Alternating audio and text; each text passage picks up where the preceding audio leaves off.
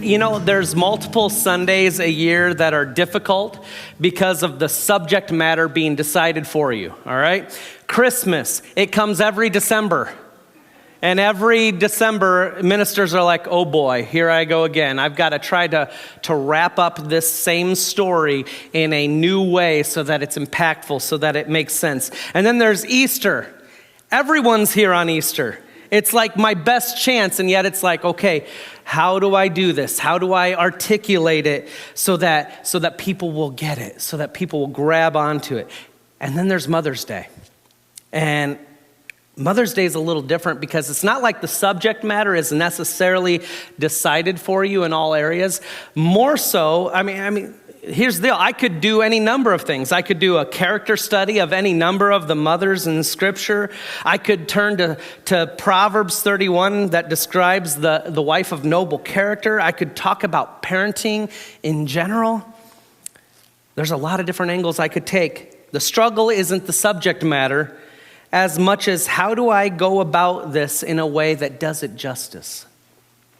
How do I communicate the joy, the sadness, the frustration, the love, and the beauty that motherhood is? And how do I do that in a way that both shows honor and encouragement to mothers in all sorts of different stages of motherhood? Well, I don't know the answer to that. And each year is a little bit of a struggle. So this year I'm going to go about it in a very unique way. I don't know. This is kind of a crazy idea that came to me on Tuesday, and I just decided I'm going to go for it. And so what I'm doing and what I've done is I wrote 10 letters to mom through different stages of life. We're going to track a child sending letters to his mother from different stages of life. And I wrote these from the perspective of a son to his mother because that's all I know. And I hope that each letter will bring to life the mother-child experience and give us something to consider from Scripture. So here we go. It's Mother's Day, and I've entitled this sermon, Dear Mom. Dear Mom, for 9 months I was growing and changing and being nurtured by you. I couldn't see your face, but I knew you. I knew you cared for me. I knew you loved me. I could feel an attachment to you and instantly knew who you were the moment you held me for the first time. It's been a few months since I entered the world. You hold me close and I feel protected. You feed me and I feel loved. I enjoy your goofy voices you use as you talk to me, and your smile is beautiful. I don't know how to do much yet. I can squirm and giggle, and I definitely cry a lot. I promise I try not to cry, but that's the only way I can get your attention. And sometimes I don't even know why I'm crying, but just know that you always make me feel safe and loved. I can sense that there is a lot to this big world. A lot that I'm not ready to know or understand, but I know you will help me grow strong. I'm growing and learning so much at such a fast pace. Before long, I'll be walking and running around, and I bet I'll be a little mischievous. I'm just so glad that I have a mother like you who will love me through the road ahead. I guess what I'm saying is thank you. We're both figuring this life out together, and I know I'm loved by you and can trust you. That's what I need right now. So thank you for every hug and sleepless night. Love, your son. I'm quite certain that a baby doesn't have the vocabulary I just used, but just go with it. I think about when our kids were babies. It seems so long ago, and yet it doesn't seem all that long ago. I remember coming home from work and seeing my wife hold our child. She was tired, a bit overwhelmed, and likely on her last nerve. Yet it was so amazing to see how much love she had for our kids. Parenting in any stage has its difficulties. In the infant stage, it's the lack of sleep and the constant neediness, right? That's the thing about babies. Just when you get them down to sleep and catch a quick hour or two, you're back up and they're needing you. It's exhausting. Yet I remember we would lay Cameron down at night, and then we would just stand there and watch him sleep. It was so peaceful. We wondered, what would he be like? We wondered, what would he do? Who would he be? And then it's like we blinked, and he was an adult, working a job and a year out of high school. I was thinking about this letter, this one from an infant, from the perspective of an infant in this stage of parenthood. And I kept thinking about the manger scene in Luke chapter 2. Baby Jesus was born, and the shepherds have come to see the newborn baby. Incredible night. Here you have Mary, who is traveling with her husband, and she goes into labor, and then she has the baby in the most weird, unlikely place. And then these shepherds come in, and they join you in the room, and they are visiting you. Moms, how you feeling about that? But verse 19 says, but Mary was treasuring up all these things in her heart and meditating on them. We don't know everything Mary knew about the child. We certainly know that she knew it was a miraculous thing and that God was doing something crazy, but she didn't know the exact details. She took it all in, pondering it in her heart, meditating on it in her heart.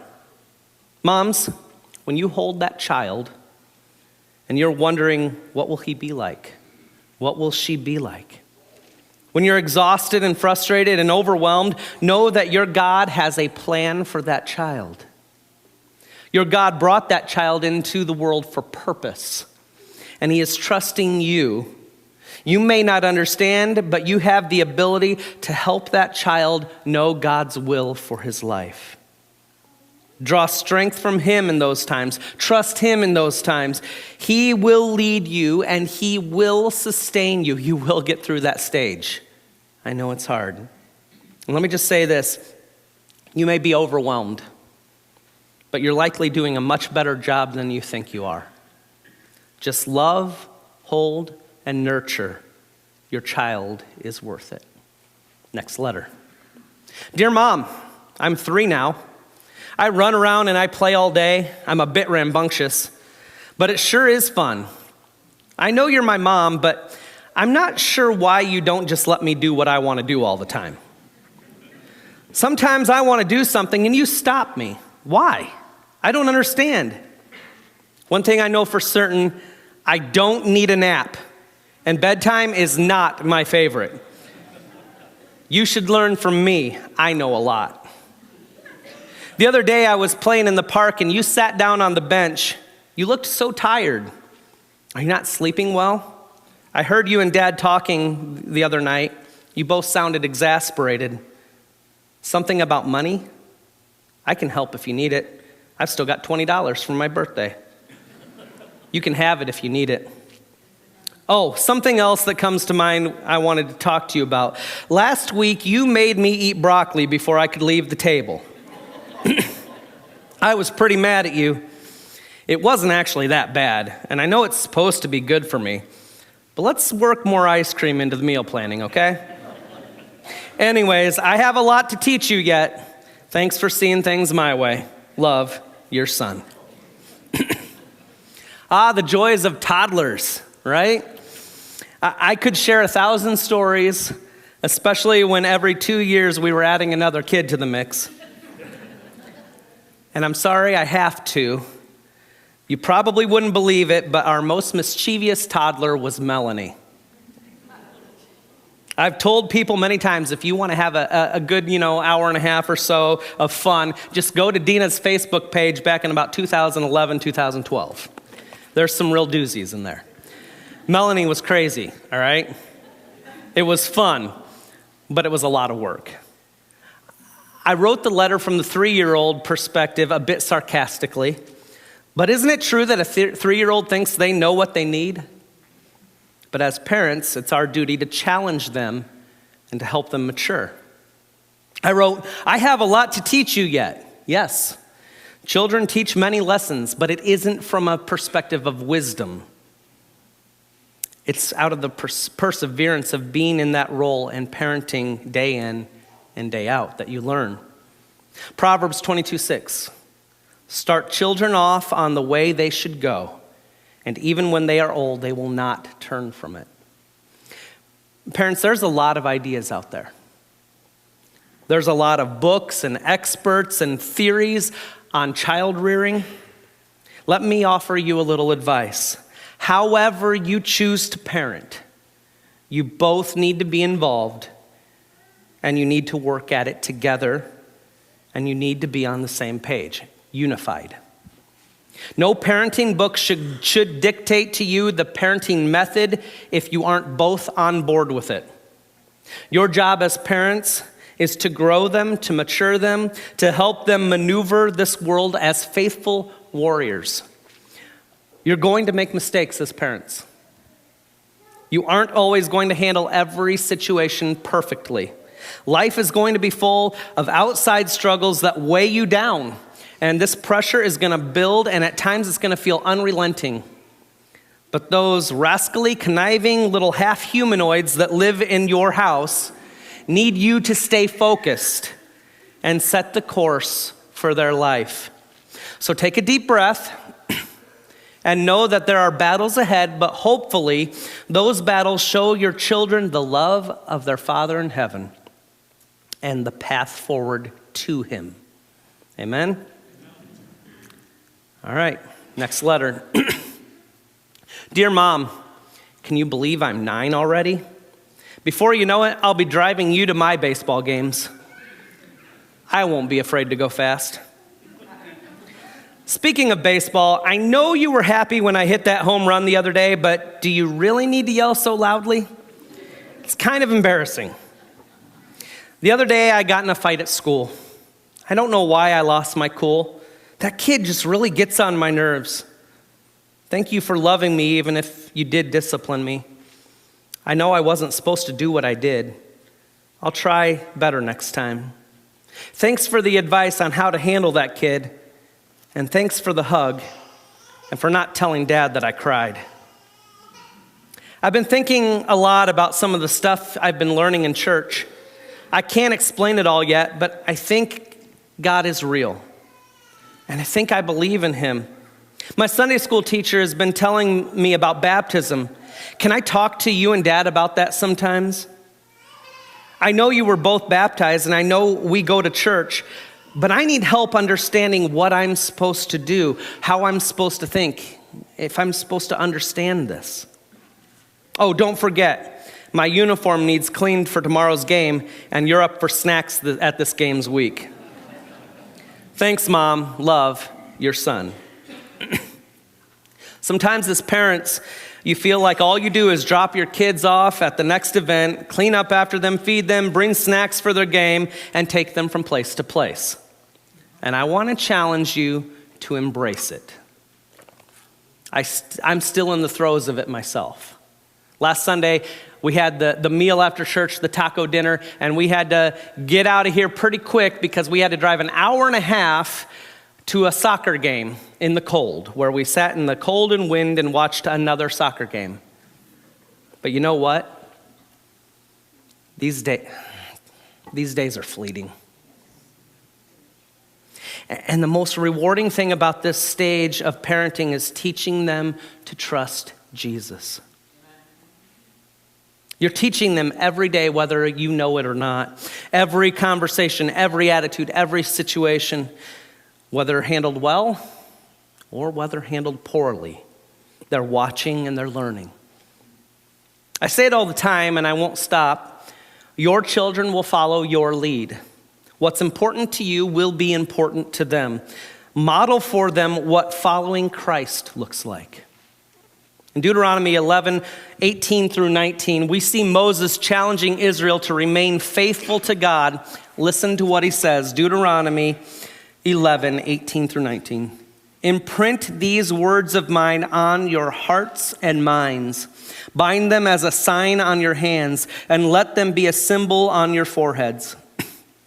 Teach them to your children, talking about them when you sit in your house and when you walk along the road, when you lie down and when you get up. I cannot stress enough, speak about God to your children. Let them see that it's important to you. Ask them questions to hear them think about God and who he is and why he created them. Share your faith with them. Israel did not listen to Moses. He gave them this warning. He was very emphatic about it, and they did not obey it. This was their biggest struggle that they faced. Generations died and did not share their faith, and the next generation rose up and forgot God. While you are making the dinners and cleaning up and heading to yet another game, don't forget what's most important. Remember, it's your responsibility to teach them faith. The church, we will be here to help. We will. But your biggest job is that your children know Jesus. That's your biggest responsibility. Next letter. Dear Mom, these teenage years are hard. I have so much going on and so many friends and things pulling me in multiple directions. I don't know what to think anymore, and I'm a bit overwhelmed. Everyone expects so much of me. My coach wants me to practice more in the off season, but how am I supposed to do that and all the other things I want to do this summer? My teachers keep telling me to pick a career. Pick a career. How am I supposed to do that right now? I don't even know what I want to do. There's just so much stress in every aspect of life, and it's making me crazy. Mom, when will life slow down? I know you say I can always talk to you, but truth is, I don't know how to. How do I tell you the things that are in my head? How do I tell you that I can't handle it? How do I bring it up, and what will you think of me? You keep telling me to trust in God, but how? Why? I pray, but I don't really think he's listening.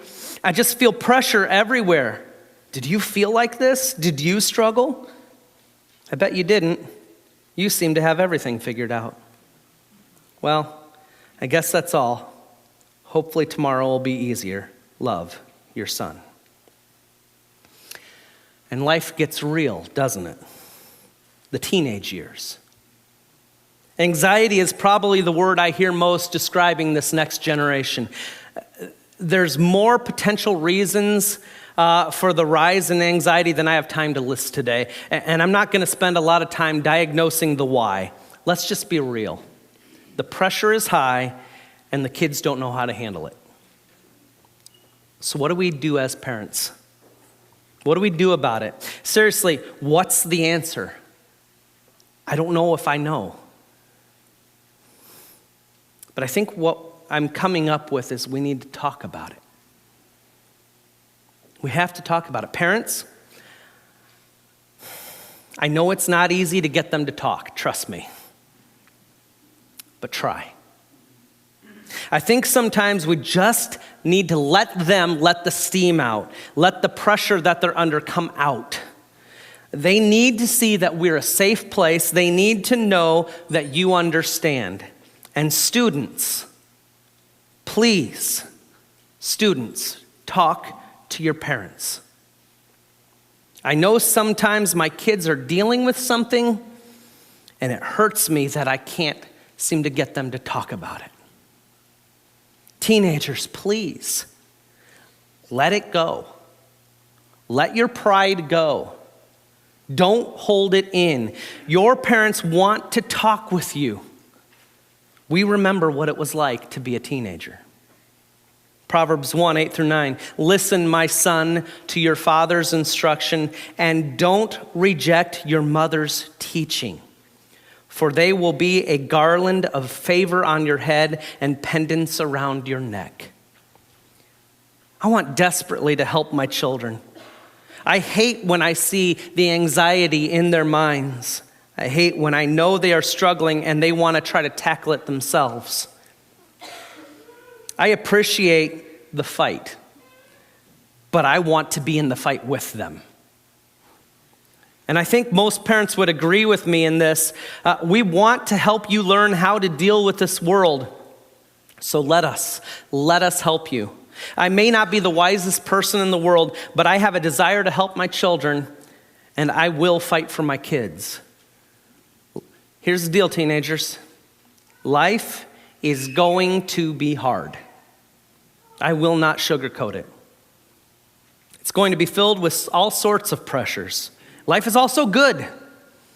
You will learn how to work through those pressures if you persevere. Let your parents help you learn how to handle it. Next letter. Dear Mom, college is kind of wild. I always looked forward to being out on my own and making my own decisions. And now that I'm in this time, I both like it and I don't. It's just different than I thought it would be. I promise I'm being good, but man, there's a lot of things that could distract me. It's hard being a Christian on a campus where everyone else seems to just be living for the moment. The other day we were talking in class about religion, and my professor scoffed at the idea of God, and most in the class seemed to chuckle at the idea too. It made me feel small. I know what I believe, but not many seem to share my convictions. I feel lonely in many ways. I'm thankful you raised me to trust God, but how do I handle professors and classmates that think I'm stupid? I'm trying to be a good example, but I don't know how good I am doing. They all seem so convinced that the idea of God is dumb. I see it the other way. I think to myself, how can these brilliant people be so naive? Anyways, pray for me. This is hard. I want to stay focused in my faith, even in this hostile environment. Love, your son. College is a strange time. The kids are out of the house making decisions on their own. I know I didn't always make the right decisions. And that's why we train them in righteousness. This is why we give good instructions and teaching as parents. This is why we start them off in the way they should go. Because this world will do everything it can to trip them up and to get them off of that road. I'm so thankful that my parents had faith. It was what I leaned on until I was able to make my faith my own. I went to a Christian college, but many go off to university, and the statistics are frightening. Statistically, 60 to 70% of faithful students in high school walk away from faith in the college years. It's a horrible statistic, but it's true. And it's rang true for way too long. The ones who don't make faith the practice of their heart, soul, mind, and strength. And parents, they get that strength from you. When I was writing this letter, I kept thinking about 1 Corinthians. A professor may scoff at your faith, but I would rather be foolish in the eyes of the world and wise in the presence of my God than foolish towards God and look smart to the world. 1 Corinthians chapter 1, verses 26 through 31. Brothers and sisters, consider your calling. Not many were wise from the human perspective, not many powerful, not many of noble birth. Instead, God has chosen what is foolish in the world to shame the wise. And God has chosen what is weak in the world to shame the strong. God has chosen what is insignificant and despised in the world, what is viewed as nothing, to bring to nothing what is viewed as something, so that no one may boast in his presence.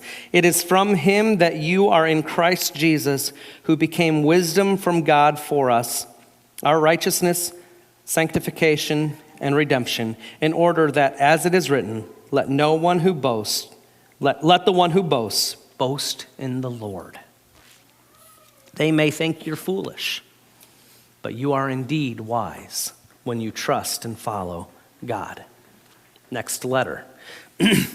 Dear Mom, I can't believe my little girl is 4 months old already. Man, does time fly. I held her for the first time and my heart skipped a beat. A few beats later and she's already this old. I love her so much. I have so many hopes and dreams for her. What was it like the first time you held me? I must be honest, I don't feel old enough for this. I'm 24, but I still feel like 15 was just a few days ago. These past 4 months have been so fast, but they've been so hard. She cries a lot. She doesn't sleep well. and I feel like I don't know what I'm doing, but I would do anything for her. How do I lead her? How do I help her? How do I protect her from this cruel world? I know her mom is going to be so helpful. I picked well, didn't I? I just hope that I can be the dad she needs me to be. It's terrifying. Anyways, pray that I will be what you and Dad were for me. Love, your son. Time marches on. Before you know it, you're married and starting a family. I remember the feeling of being a dad for the first time. I thought to myself all sorts of things, but I knew I loved being a dad. I don't know that anyone knows exactly what they're doing, but I'm forever grateful for parents who showed me unconditional love and support and showed me Jesus. It was the foundation I needed and I have hopefully built upon, and I want to be that for my kids too. Next letter. Dear Mom, she graduated. Can you believe it? She looked so beautiful in her cap and gown. How did 18 years go so quickly? Did it go that quickly for you? She's planning to go to college in the fall, out of state. How do I handle not seeing her every day? Was it hard for you? Mom, I'm in my 40s and I still feel like I'm trying to figure this world out. When I think back on my life and the time I went to college, I look at you and Dad and I thought you had it all figured out. Now I'm in that same position and I wonder how you were so wise when I feel like I'm not. I hope I did what I needed to do in order to give her the same foundation you and Dad gave me. Pray for me. This is a hard, beautiful season of life. Love, your son. I've thought about it so often. I'm the same age my mom and dad were when my siblings started leaving for college, and I look at my mom and dad and I thought, they seem to have everything figured out. Now I'm in that same period of life and I think to myself, I wish I were half as wise as my mom and dad.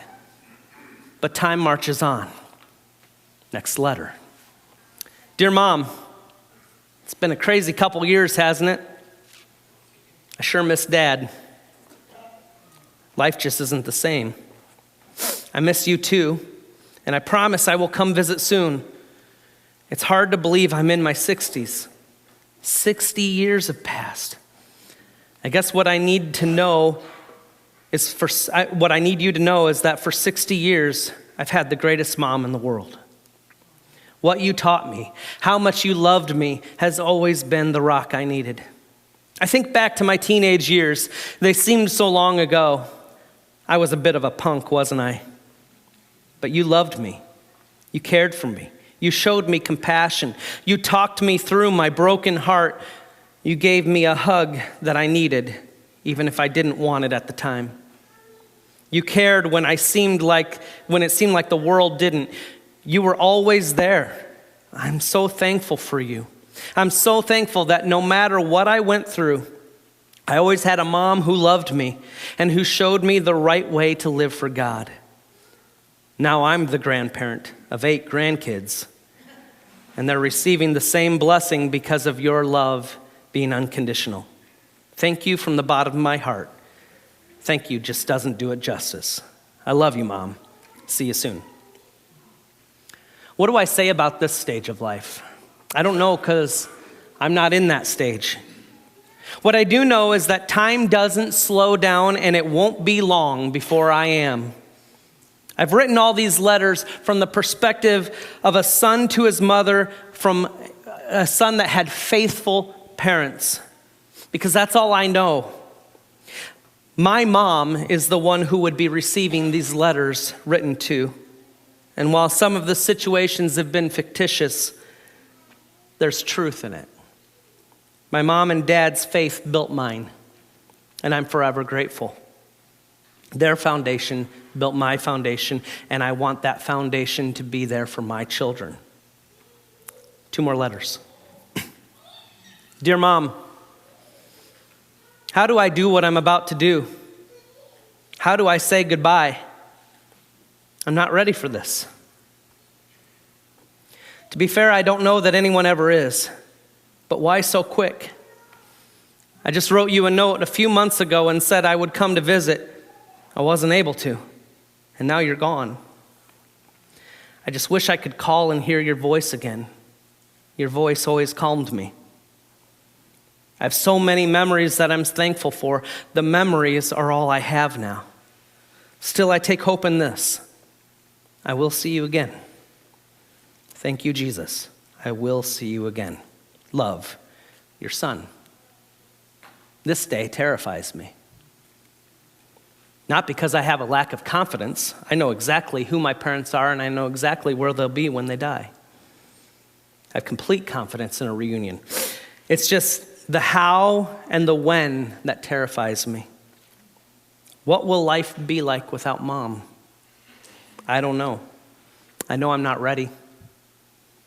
But like the letter said, nobody ever is. So my challenge to you all is this: call, visit, enjoy the time. We all know the days are fleeting, so soak it up. Last letter. Dear Mom, 84.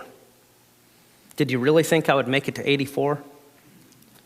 I'm sure when I was a dumb kid, you thought I wouldn't make it to 15 because of all the stupid things I did. But here I am, a great-grandfather many times over. Well, I guess the reason I'm writing is to say, I'll be seeing you soon. Doctors said 2 to 4 months. I'm ready. I just hope I've done what I can to help all those beautiful grandkids know Jesus. 84 years went really quick in some ways. I know I did my best, but it's hard to watch the world pull away from God. And I know I leave all of these children, grandchildren, and great-grandchildren in such a dark place. Good thing is, there is light. Jesus changed my life, and because of him, I have supreme confidence I'll be seeing you again in a short while, and then again, I will see them in the coming years. Thank you for the greatest gift a mom could ever give, the gift of faith. I have passed it on as best I could, and my dying prayer will be for their salvation. Thanks, Mom. Can't wait for one of those hugs. Love, your son. Moms, I hope you see the beauty in life. The beauty of faithfulness, the beauty of faithful motherhood. I thank you for your love and for your care for your kids. Words can't express the love of a mother. Today, I hope you feel loved, appreciated, and challenged. The work of a mother is never finished. But the love of a mother can and should lead their children to the foot of the cross, where faith is established and salvation begins.